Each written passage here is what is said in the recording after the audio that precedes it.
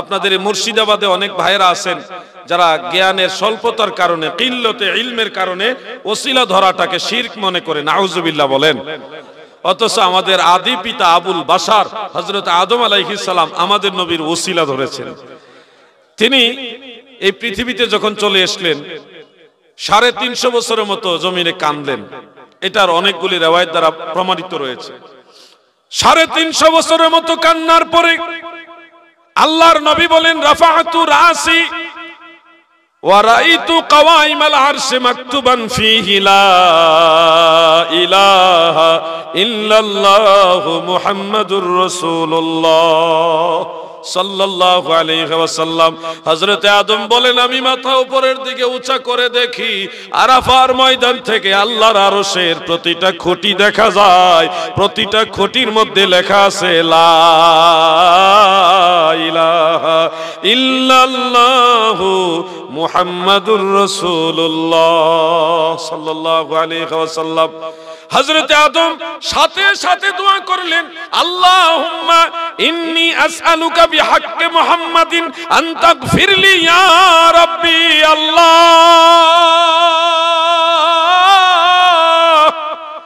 আপনার হক নবী মুহাম্মদ মুস্তাফার ওসিলায় আপনার কাছে প্রার্থনা করতেছি, মাওলা হে আমাকে যেন ক্ষমা করে দেন। সাথে সাথে আমার আল্লাহ আদম নবীকে ক্ষমা ঘোষণা করেন এবং বলেন, হে আদম, তুমি আমার হাবিবকে কিভাবে চিনলা? আদম নবী বলে, আল্লাহ, আপনি যখন আমাকে সৃষ্টি করেছিলেন, রূহ দিয়েছিলেন, তখনই দেখেছি আপনার নামের সাথেই নাম লেখা আছে।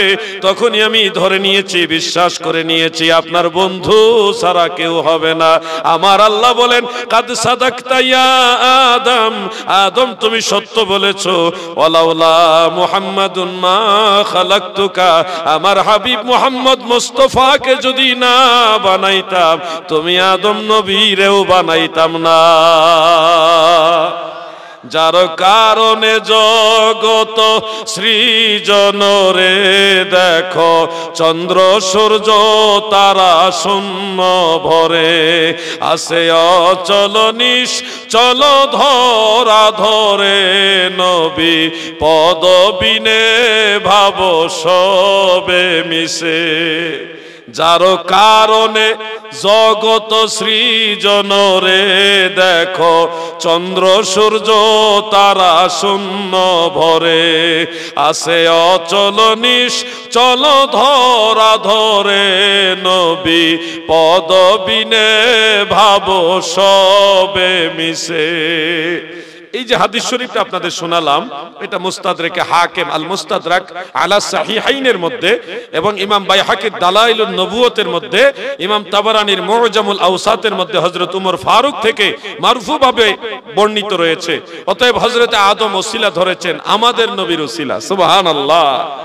আমাদের নবী তখনও দুনিয়াতে আসেনি, দুনিয়াতে শুভাগমন করেননি। সেই সময় হযরত আদম আমার নবীর ওসিলা ধরে। নবীজি দুনিয়াতে আসার আগেও আগের মানুষেরা নবীজিকে মানত, এটা আপনারা জানা আছে নিশ্চয়ই। আমি মাঝে মধ্যে একটা ঘটনা বলি। মুসনাদু আহমদের মধ্যে একটা riwayat আছে, আল্লাহর হাবিব বর্ণনা করেছেন, হযরত আবু হুরায়রা তিনি বর্ণনা করেন, রাসূল পাক সাল্লাল্লাহু আলাইহি ওয়াসাল্লাম বলেন, তোমরা বাদশা তিব্বে হামিরিকে গালি দিও না, ফাইন্নাহু কাদ কানা আসলামা, নিশ্চয়ই সে তোমাদের পূর্বে ইসলাম গ্রহণ করেছে। সুবহানাল্লাহ বলেন। বাদশা তিব্বে হামিরি একজন বাদশা ছিল, ইয়ামান দেশে ওনার বাড়ি। আল বেদায়া ওয়ান নিহায়া কয়েকটা কিতাবের মধ্যে পেয়েছি। উনি ছিলেন একজন প্রভাবশালী বাদশা। তিনি ইয়ামান দেশ থেকে জানতে পারলেন সারা পৃথিবীর মুসলমানেরা মক্কা নগরীতে কাবা ঘর তাওয়াফ করার জন্য, মানে হজ করার জন্য যায়। এটার প্রতি উনি একটু ঈর্ষান্বিত হলেন, হয়ে বললেন, এই কাবা ঘর ভেঙে ফেলতে হবে, যেন মানুষ মক্কা নগরীতে না গিয়ে আমাদের ইয়ামান শহরে, ইয়ামানে আসে। এই সিদ্ধান্ত নিয়ে উনি যখন প্রস্তুতি নিচ্ছেন কাবা ঘর ভেঙে ফেলবেন, তখনই তিনি অলৌকিকভাবে এমন অসুস্থ হয়ে গেলেন যে মৃত্যু শয্যায় শায়িত, উনি বিছানা থেকে আর উঠতেই পারে না। অসুস্থতার কারণে কাবা ঘর আক্রমণ করার জন্য যুদ্ধ প্রস্তুতি থাকা সত্ত্বেও তিনি আর সামনে এগোতে পারছে না। ভালো ভালো কয়েকজন আলেম, এটা আমার নবীজি দুনিয়াতে শুভাগমন করার 800 বছর আগের ঘটনা। কয়শো বছর? 800 বছর, 800 বছর আগের ঘটনা এটা। যুদ্ধ প্রস্তুতি আছে, কিন্তু বাদশা অসুস্থ, যার কারণে উনি আর পদক্ষেপ নিতে পারছে না। ভালো ভালো কিছু আলেম, তাওরাত কিতাবের আলেম, তারা বলল, হে বাদশা মহোদয়, একটা জিনিস অনুমান করলাম, আপনি কাবা ঘর ভেঙ্গে ফেলার যখন সিদ্ধান্ত নিয়েছেন, এরপরের থেকে অসুস্থ হয়ে গেছেন। আপনি মনে হয় এই সিদ্ধান্ত থেকে পিছু হটা উচিত। বাদশা চিন্তা করলো, আসলেই তো এই ঘর ভেঙে ফেলার নিয়ত করছি, করার পরে আমি অসুস্থ হয়ে গেলাম, আসলে মনে হয় এটা হইতে পারে। তোমরা একটা কাজ করো, অভিযান বন্ধ করো, যুদ্ধ বন্ধ করো, যুদ্ধ প্রস্তুতি বন্ধ করো, কাবা ঘর ভাঙ্গা এখন প্রয়োজন নেই, পরবর্তীতে পদক্ষেপ নিব। এই সিদ্ধান্ত যখন আবার ঘোরানোর পর অলৌকিক ভাবে আল্লাহ পাকের দয়ায় উনি সুস্থ হয়ে গেলেন, আলহামদুলিল্লাহ বলে।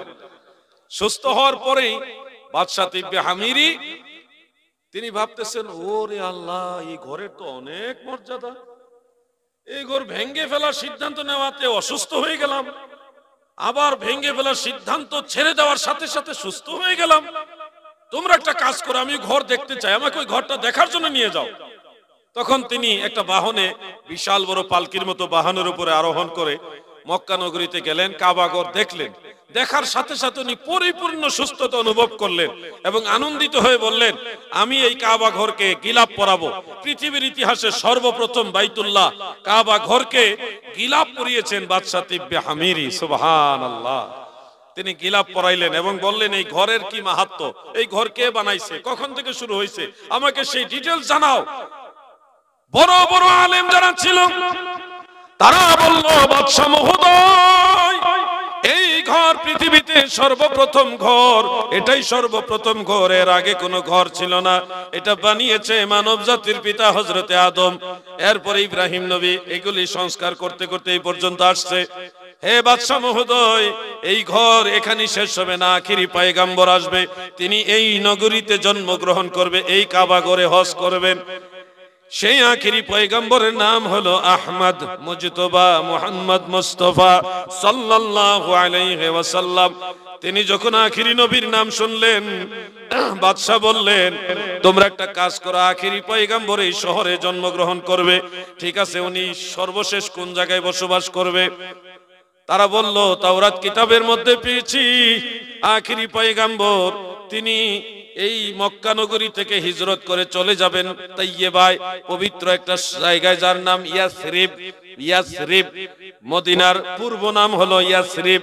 আমাদের বাংলাদেশে একজন ভালো আলেম আছে, মাওলানা আবুল কাশেম নুরি, তিনি একটা গজল গায়। আপনারা যদি আমার সাথে শেয়ার করেন, আমি গাইতে চাই, গাইবো। ইয়াসরিব নামে ছিলে তুমি অলক্ষণের দেশ, বড়ই মারাত্মক ছিল তোমার পরিবেশ। ইয়াসরিব নামে ছিলে তুমি অলক্ষণের দেশ, বড়ই মারাত্মক ছিল তোমার পরিবেশ। নবীর ছোঁয়া লেগে তুমি সোনার মদিনা, নবীর ছোঁয়া লেগে তুমি সোনার মদিনা। সব ভুলিব কিন্তু তোমায় ভুলতে পারি, বলুন, সব ভুলিব কিন্তু তোমায়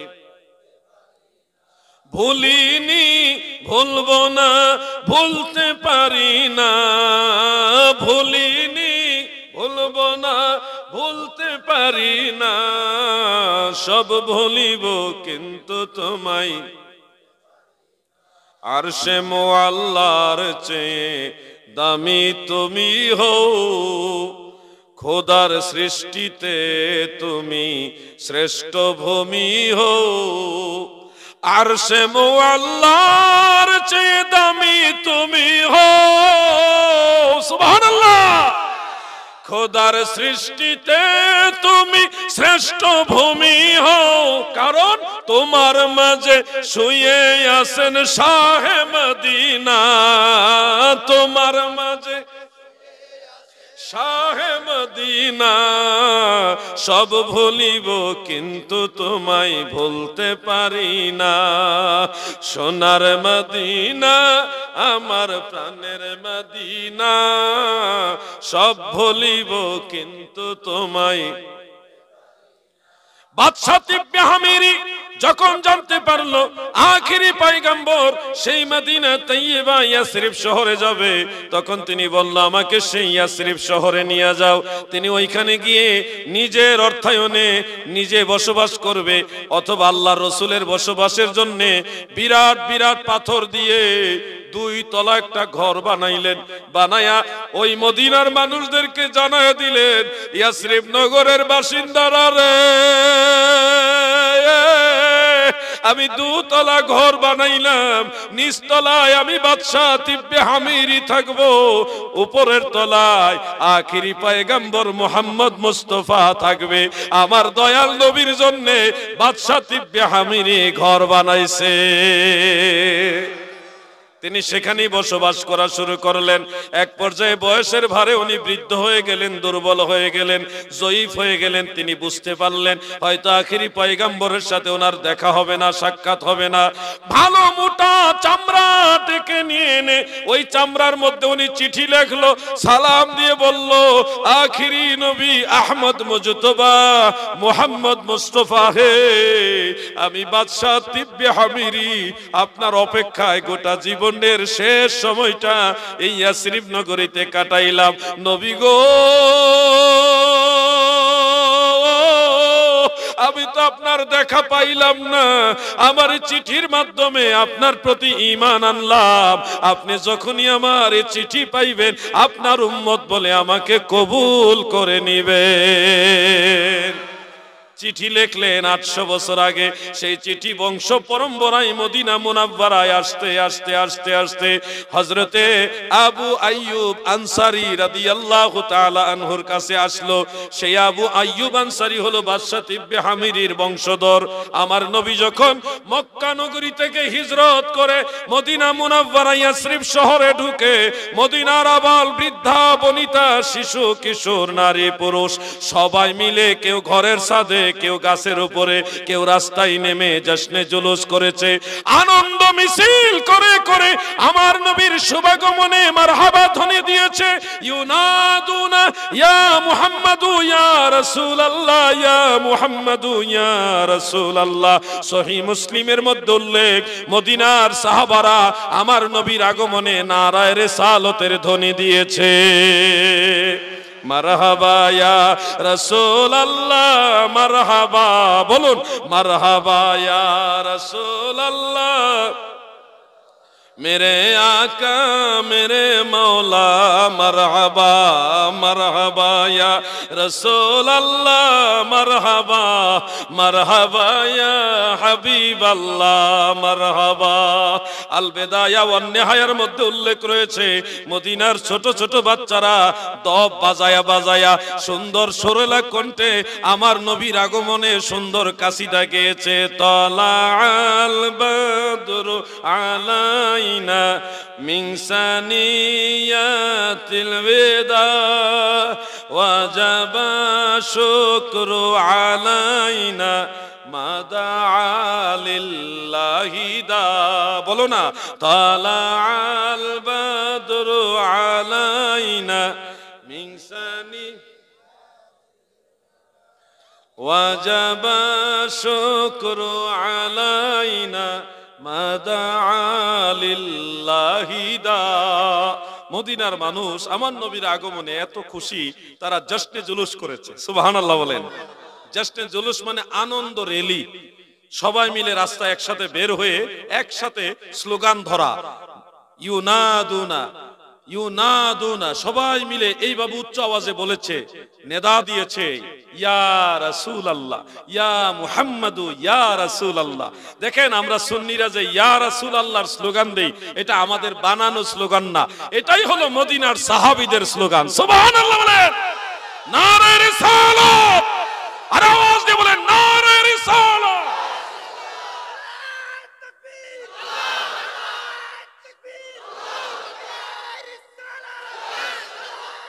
মারহাবা।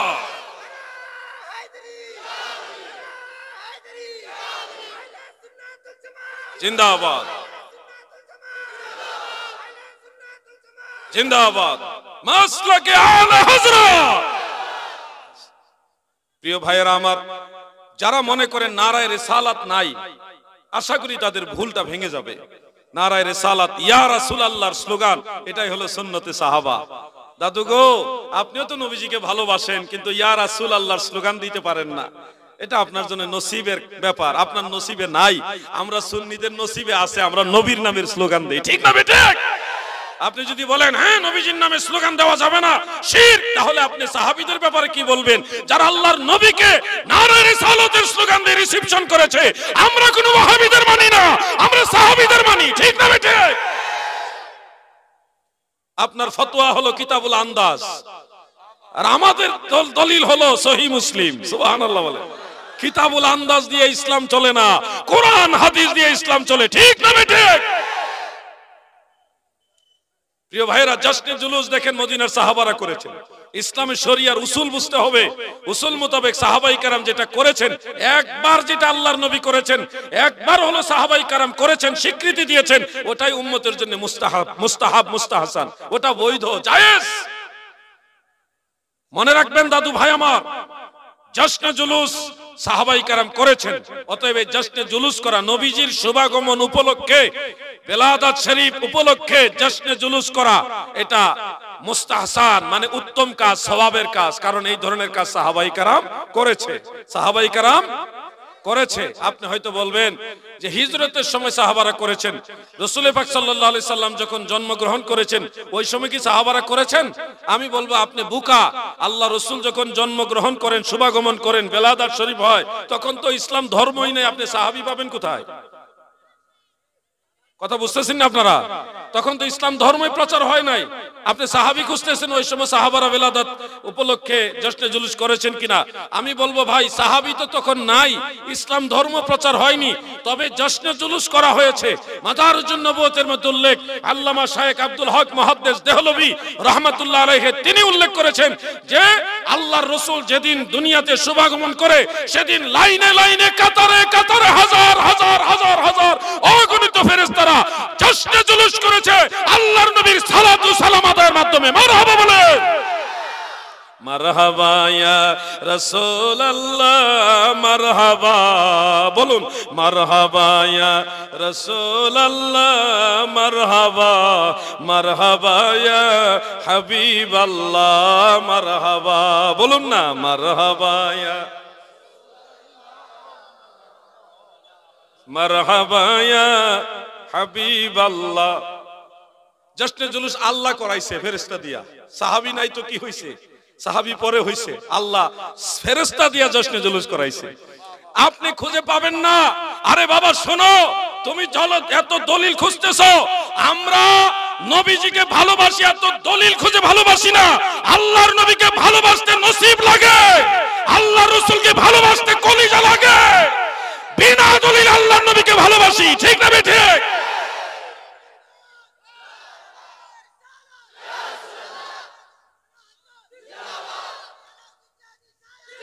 আমার নাম না, আমার নাম বলা রাখবেন। আহলে সুন্নাত ওয়াল জামাতের বেশি বেশি বলবেন, মাসলাকে আলা হযরত বেশি বেশি বলবেন। কারণ যেখানে মাসলাকে আলা হযরত আছে, ওখানে ওয়াহাবি বীজ এমনি ধ্বংস হয়ে যায়। এই স্লোগান বেশি বেশি ছড়ায় দেন, দেখবেন বাতিল চিহ্নিত হয়ে যাবে। নারায়ে তাকবীর, নারায়ে রিসালাত, আহলে সুন্নাত ওয়াল জামাত, মাসলাকে আলা হযরত, দেখবেন বাতিল চিহ্নিত হয়ে গেছে। আমরা সুন্নি যারা আছে, আমরা নবীজিকে ভালোবেসে সুন্নি। ভাই রে, আমি তোমাকে দলিল দিয়ে বুঝাইতে পারবো না। যতদিন তোমার সিনার ভিতরে এইখানে আল্লাহ রসুলের মহব্বত না ঢুকবে, ততদিন তুমি নারায়ে রিসালাতের মজাও পাইবে না, তুমি জশ্নে জুলুসের মজাও পাইবে না, আল্লাহ রসুলের সম্মানের মজা পাইবে না। কারণ এইখানে তোমার এইখানে মদিনাওয়ালার মহব্বত নাই। আর আমার জন্য ওইটাই যথেষ্ট। ফেরেশতা করছে, ফেরেশতারা কার হুকুমে করছে? আল্লাহর হুকুমে করছে। আল্লাহ যেই নবীর শুভাগমন উপলক্ষে ফেরেশতা দিয়া জশ্নে জুলুস করাইতে পারে, আর বেশি দলিল আমার দরকার নাই। তুমি দলিল খুঁজতে থাকো, দলিল খুঁজতে খুঁজতে মরে যাও, আর আমি আমার নবীজিকে ভালোবাসতে বাসতে মরে যাব। ঠিক না ঠিক? তুমি দলিল খুঁজতে খুঁজতে মরো, আর আমি নবীজিকে ভালোবাসতে বাসতে মরবো। এটা হলো আমাদের প্রেম, এটা আমার নবীজির মহব্বতের চেতনা। তুমি আবার ফতোয়া দিয়ে ঠকাইতে পারবা না। আমি আমার নবীর ভালোবাসা, আরে আমি আমার কথা কি বলবো? আল্লাহর রাসূলের সাহাবারা যেইভাবে নবীজিকে ভালোবাসছে, তোমরা যদি সাহাবীদের সেই দৃশ্য দেখতা, তারা যেইভাবে আল্লাহর নবীকে ভালোবেসেছে, সেই দৃশ্য যদি তোমরা দেখতা, সাহাবীদেরকে পর্যন্ত বিদআতি ভণ্ড বানায় দিতা। তোমরা সাহাবীদের বিদআতি বানাই দিতা, ভণ্ড বানাই দিতা। সাহাবারা এইভাবে আল্লাহর রাসূলকে ভালোবাসছে। বলবেন কিভাবে ভালোবাসছে? নবীজি ওযু মুবারক করেছে, ওযু করার পরে অবশিষ্ট পানি আছে, এটা খেয়ে ফেলছে। খাওয়ার পরে রোগও ভালো হয়ে গেছে। সুবহানাল্লাহ বলেন। তুমি এই দৃশ্য দেখলে বলতে এসে ভণ্ড হয়ে গেছে। সাহাবীদের ভণ্ড বানাই দিতা তুমি। আল্লাহর হাবিবের প্রস্রাব মুবারক পানির পিপাসায় সাহাবারা খেয়ে ফেলেছে, পান করে ফেলেছে। তুমি এই দৃশ্য দেখলে তাকে জাহান্নামী বানাই দিতা। আল্লাহ রাসূল সাল্লাল্লাহু আলাইহি ওয়াসাল্লামকে সাহাবারা এত ভালোবাসতো, নবীজির রক্ত মুবারক, রক্ত খাওয়া তো হারাম, সেই রক্ত মুবারক সাহাবারা জিহ্বা দিয়ে চেটে চেটে পান করে ফেলেছে। আরে তুমি থাকলে সাহাবীদের কাফের বানাই দিতা। তোমার ফতোয়া বা মরেলো মরে যাও, কবরে হাসরে মিজানে ফুলচেরাতে দেখবা আল্লামা মুফতি জুবায়ের আহমদ সাহেব হুজুর সহ আমরা যারা নবীর প্রেমিক আশিক রাসূল, আমরাই মদিনাওয়ালার কাছে থাকবো, তোমরা দলিল খুঁজবা। আমার কথা বেজার হলেন? আমি জোরে কথা বলি, এটা আমার অভ্যাস, আমার এটা স্টাইল, মানে হয়ে যায়। আমি আস্তে কথা বলার চেষ্টা করি, কিন্তু হয়ে যায়। বলতে বলতে বলতে ঠেকাইতে পারি না। এটা এরকমই, কাউকে ধমক দেওয়ার জন্য না, কারো প্রতি আক্রমণ করার জন্য না, আমার কথার স্টাইলটা এরকম হয়ে যায়। এজন্য আপনাদের কাছে বলবো, মনে কষ্ট নেবেন না। কষ্ট নিছেন? মেরা দিল ফিদা হো বেজৌকে মুহাম্মদ, না দিল সে জুদা হো ये ज़ौक़े मुहम्मद, अल्लाहुम्मा सल्ले मरहबा।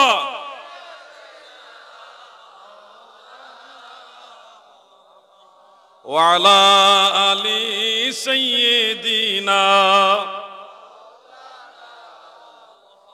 এই যে আমরা দুরূদ শরীফ পড়লাম, আমরা তো নবীজির মহব্বতে আল্লাহ সন্তুষ্টির জন্য পড়ে গেলাম। আর কিছু ভাইরা দুরূদ শরীফ এটা পড়া যাবে নাকি যাবে না দলিল খুঁজতেছে। এজন্য বললাম, তুমি দলিল খুঁজতে খুঁজতে তোমার জিন্দেগি শেষ হবে, আর নবীর দুরূদ পড়তে পড়তে আমাদের জিন্দেগি শেষ হবে। কথা বুঝতেছেন না আপনারা? দুরূদ শরীফ পড়ার সময় উনি দলিল খুঁজে, কোন কিতাবে আছে, কোন হাদিসে আছে, কোন দলিল আছে। বোকা আমরা সুন্নিরা, না যাই না পড়ি না, যাই না শুনি পড়ি, দলিল পাইয়াই পড়ি। তোমরা দলিল খুঁজতে খুঁজতে তো জীবন শেষ করে দিলা। আমাদের জিগাইলে কিন্তু পাওয়া যাইতা। নাসাই শরীফের মধ্যে সুনানু নাসাই, আলিয়া মাদ্রাসা আমাদের বাংলাদেশে কামিলে দাওরায়ে হাদিস ক্লাসে কওমি মাদ্রাসায় পড়ায়। যারা মুহাদ্দিস হয়েছে এই কিতাবটা পড়েছেন নাসাই শরীফ, সেখানে সহিহ সনদে উল্লেখ, আল্লাহ রাসূল নিজে দুরূদ শরীফ শিখাইছেন। আল্লাহুম্মা সাল্লি আলা সাইয়্যিদিনা মাওলানা মুহাম্মদ ওয়া আলা আলি সাইয়্যিদিনা মুহাম্মদ, এইভাবে নবীজি দুরূদ শরীফ শিখাইছেন। তুমি খুঁজো না, পাও না, পাইবা কেমনে? তোমার চোখে তো নজদের চশমা, তোমার চোখে মদিনাওয়ালার প্রেমের চশমা নাই। এজন্য অনেক কিছু দেখলেও তুমি খুঁজে পাবে না ভাই, তোমার চোখের মধ্যে আল্লাহ ছিল মেরে দিছে। পরন হাসবি রাব্বি জাল্লাল্লাহ মাফি নূর মুহাম্মদ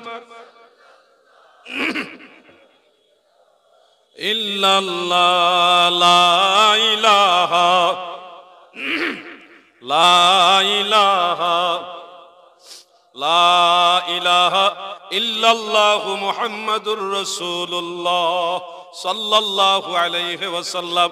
দাদুরে তুমি খুঁজতেছো এক আলিফ টান দেওয়া যাবে নাকি দুই আলিফ টান হয়ে গেল? গুনাহ হইল কিনা, এই টেনশন করে করে তুমি দুরূদ শরীফ না পড়ে চিন্তা করতে করতে জিন্দেগি পার করলা। আর আমরা নবীর দুরূদ শরীফ পড়তেছি, হয়তো ভুল হয়, আস্তে আস্তে শুদ্ধ করে করে আবার পড়ি, ভুলটা শুদ্ধ করি, পড়ি, কিন্তু পড়া বন্ধ করি না। তুমি এক আলিফ দুই আলিফ টান লইয়া মত গুনাহ লইয়া তোমার জিন্দেগি শেষ। আর সঠিক পয়রা ভুল আর সঠিক মিলাইয়া জিলে যে যদ্দুর পারছি নবীর দরুদ পড়তে পড়তে আমাদের জিন্দেগি শেষ। এই জন্য বলি তুমি দলিল খুঁজতে খুঁজতে মরবা, আমরা নবী নবী নবী নবী করে মরব। সব জায়গায় মত গুনাহ খুঁজো না। কোরআন তেলাওয়াতের সময় ওয়ারাত্তিলিল কুরআন তারতিলা, তরতিল করা ওয়াজিব। কোরআন তেলাওয়াতের সময় তরতিল করা কি ওয়াজিব, কিন্তু হাদিসের ইবারতের সময় তরতিল করা ওয়াজিব না। আরবি ভাষায় একজন আরেকজনের সাথে কথা বলতে গিয়ে ওটা কিন্তু তরতিল করা ওয়াজিব না, ওটা মুস্তাহাব। যদি আপনি সব জায়গায় মত গুনাহ ধরেন তাহলে সারা আরবের কোনো মানুষ জান্নাতে যেতে পারবে না। কারণ আরবের মানুষেরা যে আরবি ভাষায় কথা বলে, কিছুদিন আগে জর্ডানে গেলাম, ফিলিস্তিন গিয়ে আসলাম, সিরিয়া গিয়ে আসলাম, ওনাদের সবার ভাষা আরবি। আল্লাহ পাক সৌদি আরবে নেওয়াইছে, আরো অনেক রাষ্ট্রে গিয়েছি, সেই রাষ্ট্রগুলিতে দেখলাম যারা আরবিতে কথা বলে, যার যার সিরিয়ার আরবির সাথে ইয়ামানের আরবি মিল নাই। ইয়ামানের আরবির সাথে সৌদির আরবের কিছুটা হলে বেশ কম আছে, সৌদির আরবের সাথে জর্ডানের আরবির কিছুটা হলে বেশ কম আছে, আবার জর্ডানের আরবির সাথে ফিলিস্তিনের আরবির কিছুটা বেশ কম। সবই কিন্তু আরবি, সবই আরবি ভাষা, কিন্তু দেখা গেছে এক দেশের ভাষার সাথে আরেক দেশের ভাষা কিছুটা বেশ কম আছে। আপনারাও বাঙালি, আমরা ওই পারেও আছি বাঙালি, এই পার বাংলা ওই পার বাংলা, দুই বাংলার ভাষা কিন্তু বেশ কম আছে, আছে না নাই? এটাও বাংলা ওটাও বাংলা, এটা যেমন বেশ কম আছে, আরবের আরবি ভাষাও বেশ কম আছে।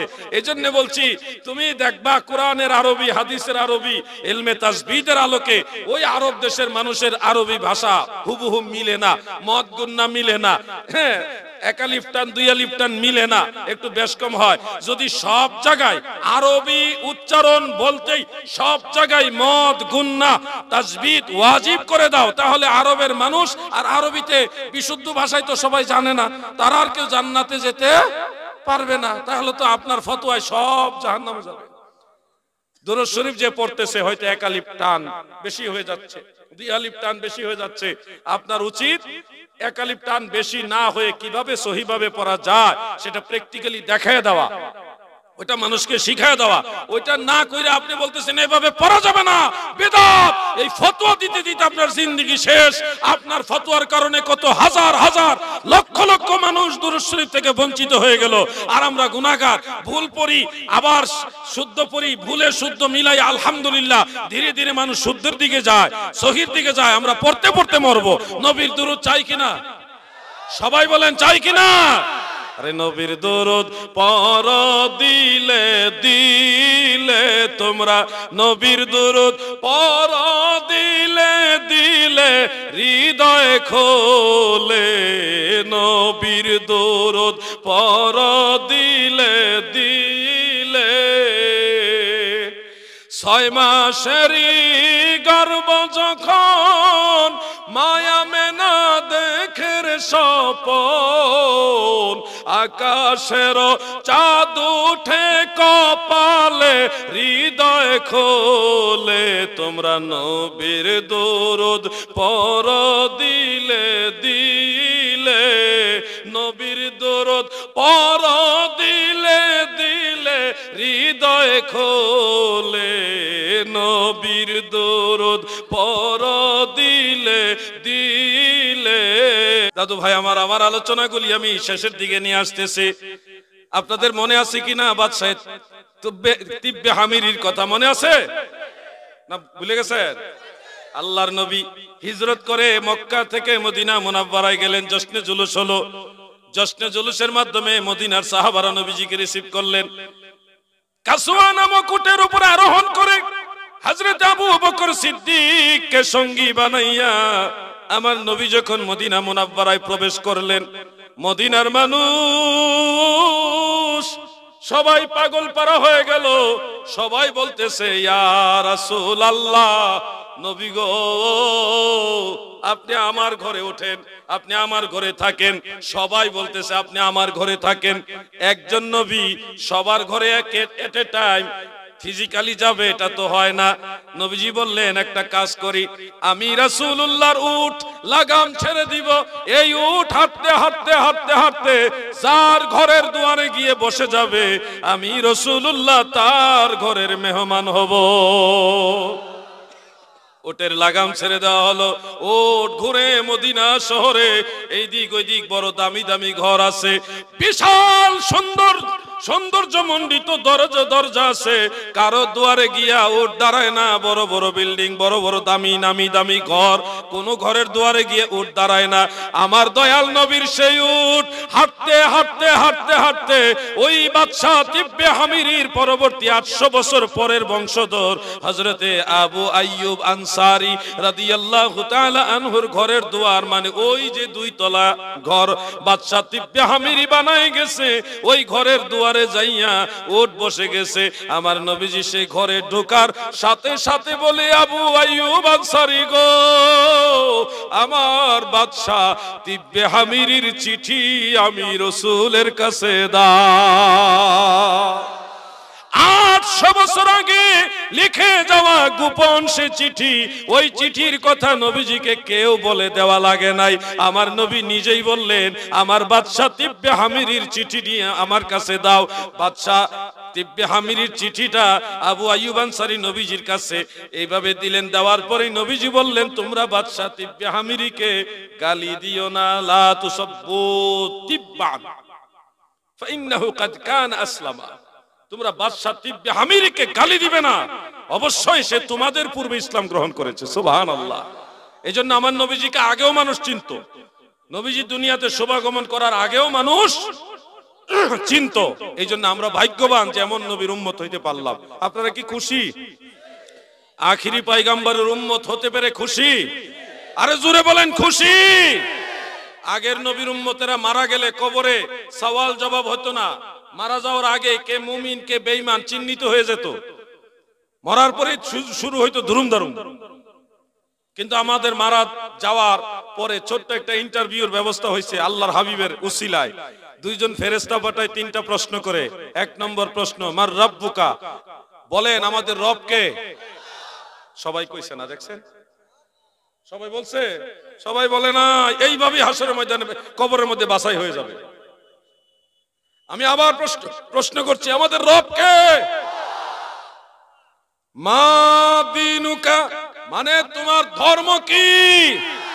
আরে আওয়াজ দিয়ে বলো, আমাদের ধর্ম কি? 3 নম্বর প্রশ্ন হবে, মা কুনতা তাকুলু ফি হাযার রাসূল।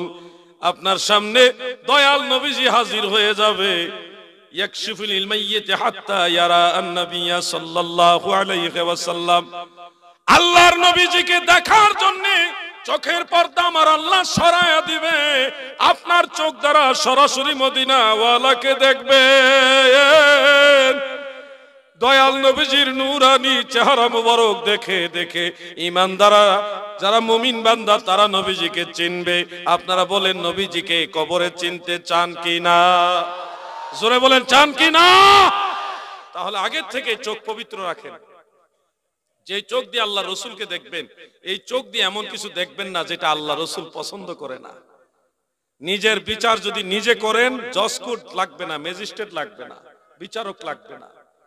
আমি এই চোখ দিয়ে আমার দয়াল নবীজিকে দেখব, ওই নিয়ত করে আজ থেকেই এমন এমন জিনিস আছে যেগুলি আল্লাহ রসুল পছন্দ করে না, ওই জিনিসগুলি দেখা বাদ দিয়ে দেন।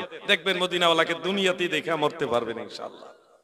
আপনার জানাজায়, আপনি মারা গেলে আপনার জানাজায় আল্লাহ রসুল এসে শরীক হবে, আপনার কবরে এসে নবীজি দেখা দিবে, আপনাকে হাসরের ময়দানে তরাইয়া জান্নাতে নিয়ে যাবে।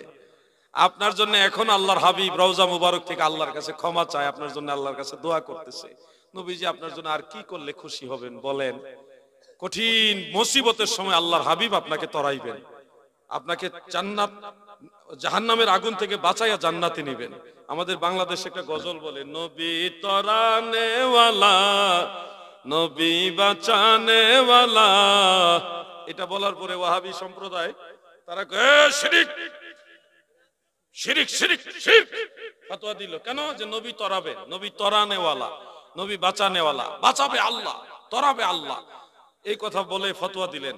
এই বলদের গোষ্ঠী বুঝে না, বুঝে না যে হাসরের ময়দানে শাফাআতে কুবরার মালিক, সবচেয়ে বড় শাফাআত করেনেওয়ালা আল্লাহ প্রদত্ত সম্মানে সম্মানিত হয়ে সব গুনাহগার পাপী তাপীদেরকে তরাইয়া শাফাআতি লি আহলিল কাবাইর মিন উম্মতি, উম্মতের বড় বড় গুনাহগারদেরকে শাফাআত করে করে আল্লাহর নবী তরাইয়া জান্নাতে নেবে। ঠিক না ঠিক? আমার শাফাআতের কান্ডারি মদিনাওয়ালা, আমার শাফাতের কান্ডারি রাসূলুল্লাহ। আমি নবীজিকে মিন করে বলছি, এটা আলা হযরতের দিকে নেবেন না। আমি নবীজিকে ইয়া মুহাম্মদ বলি না, আমি বলি আলা হযরত মুস্তাফা নবী সাল্লাল্লাহু আলা আলা হযরত মুস্তাফা নবী সাল্লাল্লাহু। লফজান অনেক শব্দ এক এক সময় এক এক অর্থ দেয়। যেমন মাওলানা, এটা আল্লাহর ক্ষেত্রেও ব্যবহার হয়। আনতা মাওলানা ফানসুরনা আলাল কওমিল কাফিরিন, কওমে কাফেরের উপর আমাদেরকে সাহায্য করেন। কাকে বলছেন? আনতা মাওলানা, আল্লাহকে বলছেন মাওলানা। আবার নবীজিও আল্লাহুম্মা সাল্লি আলা সাইয়্যিদিনা ওয়া মাওলানা মুহাম্মদ, নবীজিও মাওলানা।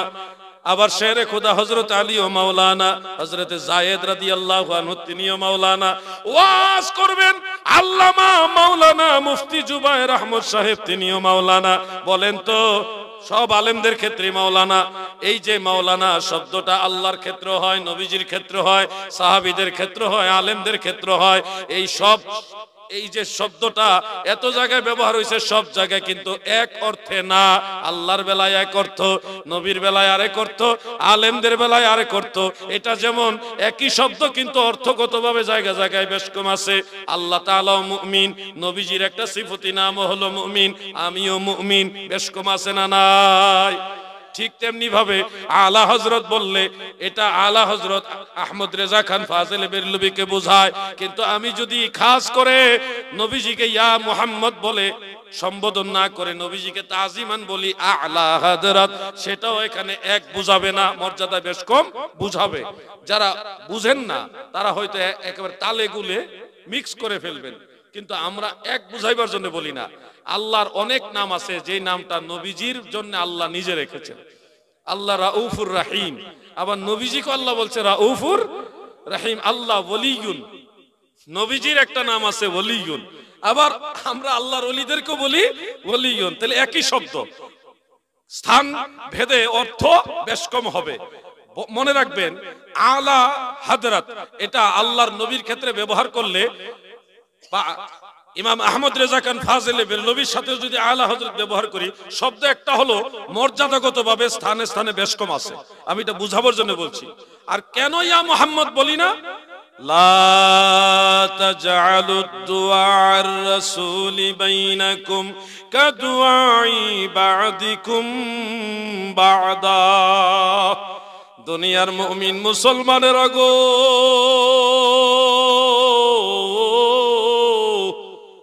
তোমরা একে অপরকে যেইভাবে সম্বোধন করো, আমার রাসূলের বেলায় ওইভাবে সম্বোধন করো না।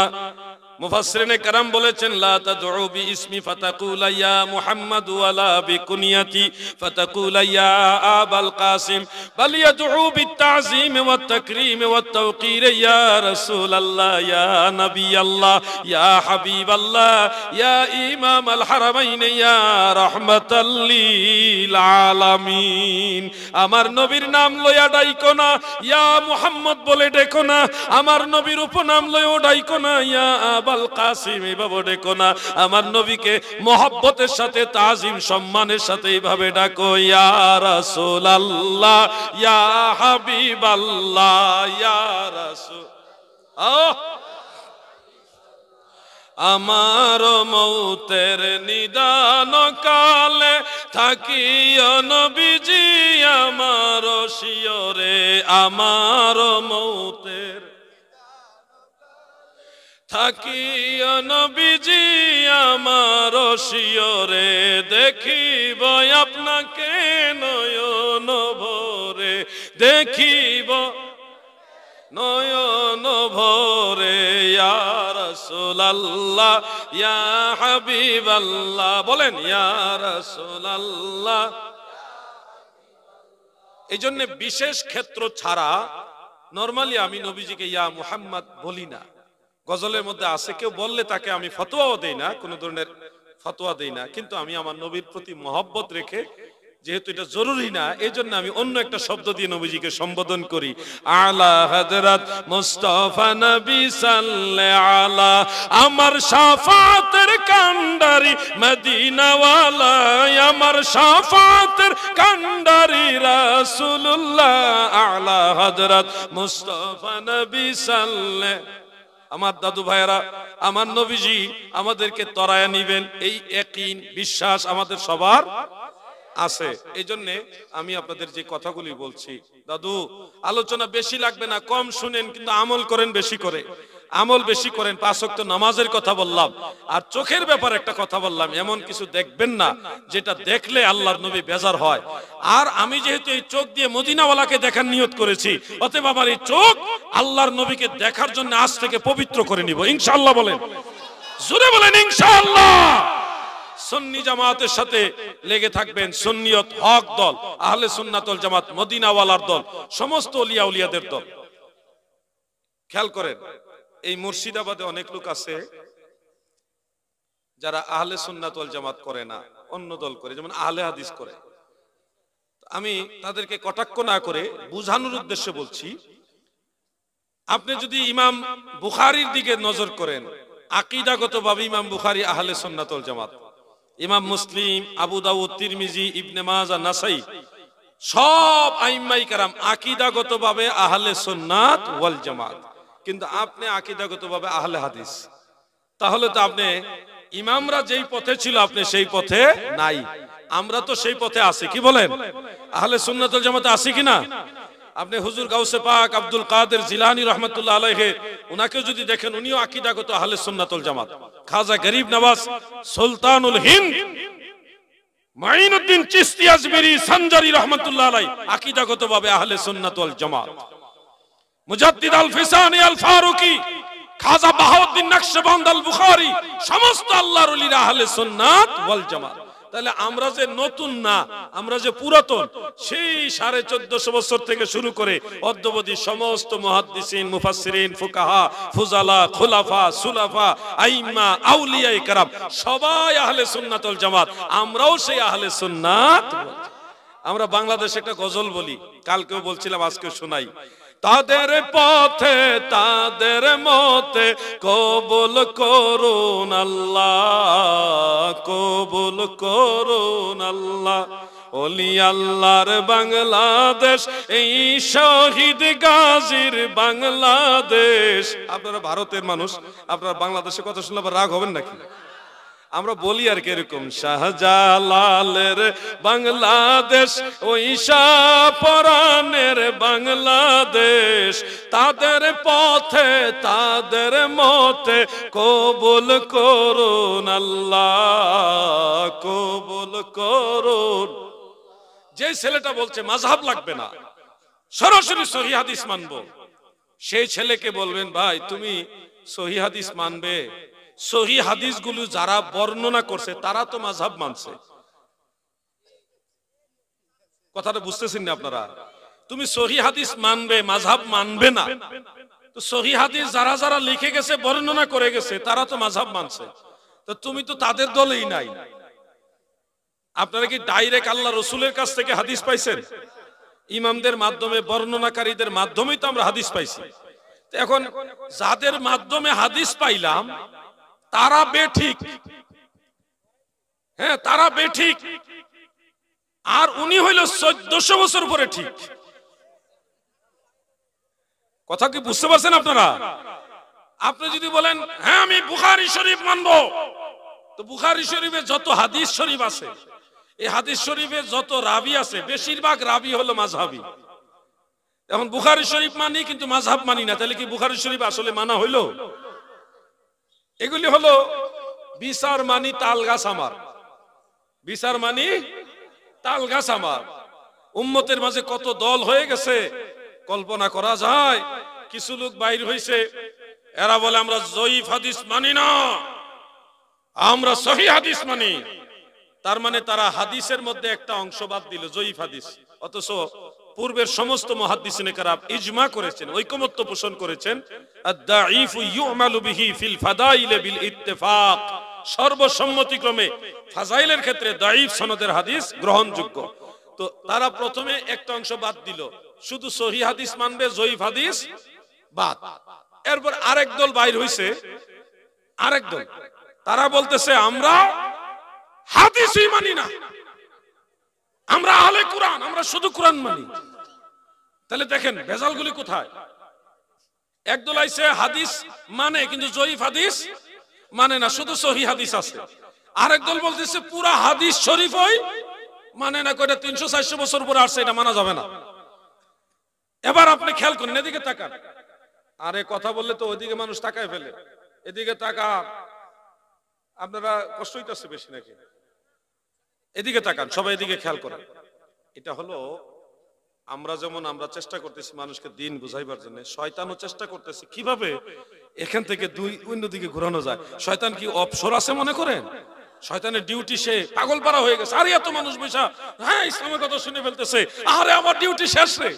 শয়তানের তো জ্বালা যন্ত্রণা, এজন্য ডাইনে ভাবে যেখানেই দেখবেন একটু লড়াছড়া, মনে করবেন ওই জায়গাটাতেই শয়তানটা আছে। কথা কি বুঝতেছেন আপনারা? একটু জিকির করেন, শয়তান ভাগক। লা ইলাহা মারহাবা, লা ইলাহা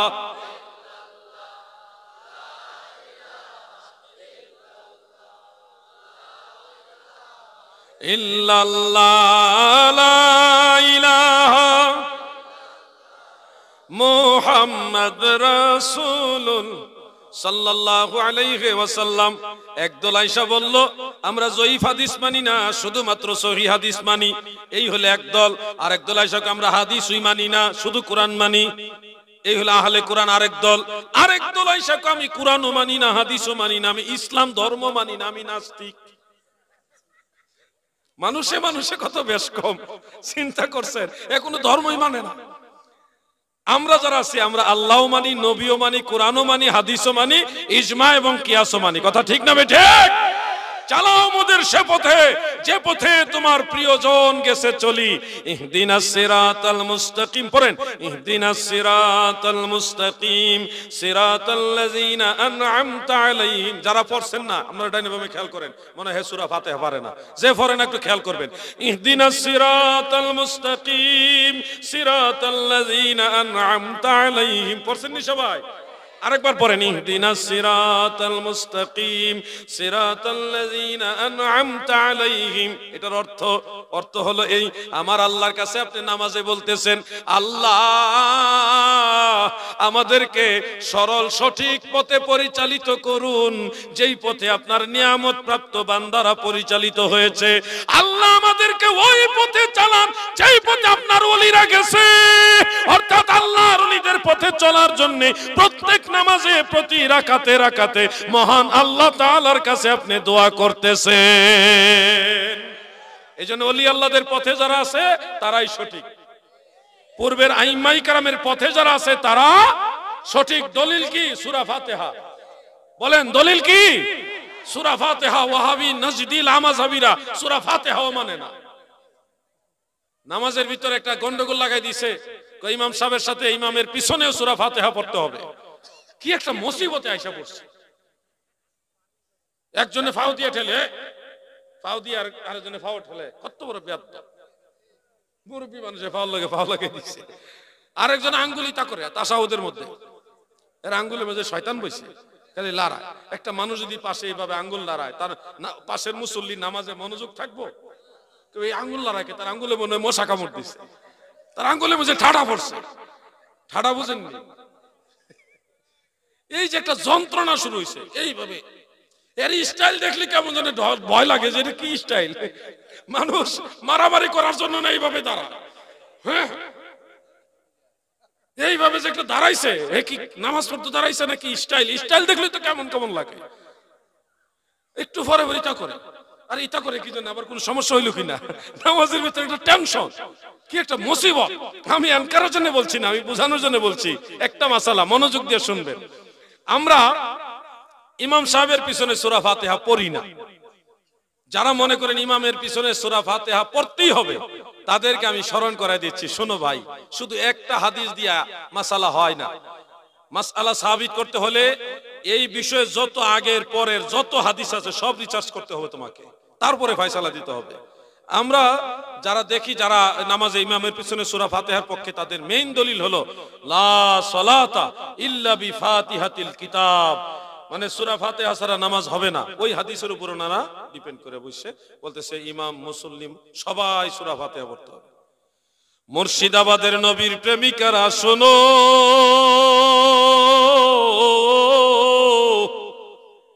ইমামের পিছনে সূরা ফাতিহা সম্পর্কিত যে হাদিস শরীফটা বলা হয় লা সালাতা ইল্লা বিফাতিহাতিল কিতাব, হাদিস কিন্তু এখানে শেষ নাই, হাদিসটা আরো আছে। ওই বর্ধিত অংশ সহকারে সম্পূর্ণ হাদিসটা ওনাদের জানতে হবে। আরেকজন বসবেন নাকি? আচ্ছা, আমার দাদু ভাইরা খুব মনোযোগ।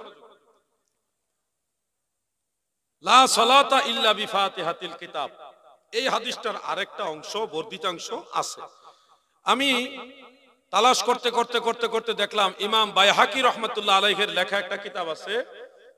কিতাবটার নামই হলো কিরাআতু খালফাল ইমাম।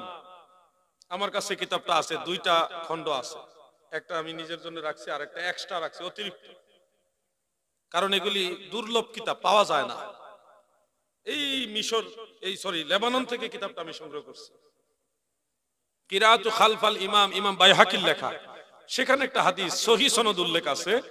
عن جابر بن عبد الله رضي الله تعالى عنه قال سمعت رسول الله صلى الله عليه وسلم يقول من صلى ولم يقرأ بأم القرآن من صلى ولم يقرأ بأم القرآن فلم يصلي إلا وراء الإمام سبحان الله হযরত জাবের রাদিয়াল্লাহু আনহু বলেন, আল্লাহর নবীকে আমি বলতে শুনেছি, নবীজি বলেছে যে ব্যক্তি নামাজ পড়লো কিন্তু সূরা ফাতিহা উম্মুল কোরআন পড়লো না, তার নামাজ হলো না। ফালাম ইউসাল্লি, সেজন্য নামাজই পড়লো না।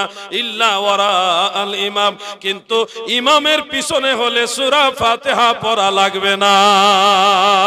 সুবহানাল্লাহ সুবহানাল্লাহ। তাহলে ফায়সালা এই মাসআলা দিয়েছেন স্বয়ং রাহমাতুল লিল আলামিন। আমাদের দয়াল নবী বলেছেন ইমামের পিছনে হইলে সূরা ফাতিহা লাগবে না। তাহলে হাদিস একটা পড়ে সিদ্ধান্ত নেওয়া যাবে না লা সালাতা ইল্লা বিফাতিহাতিল কিতাব, শুধু এটুকু পড়েই একটা ফয়সালা দিলে হবে না। হানাফি ফুকাহায়ে কেরাম ইনারা এই সব হাদিস বিশ্লেষণ করেছেন, করে দেখেছেন আল্লাহর নবী বলেছেন ইল্লা ওয়ারা আল ইমাম, ইমামের পিছনে পড়া লাগে না।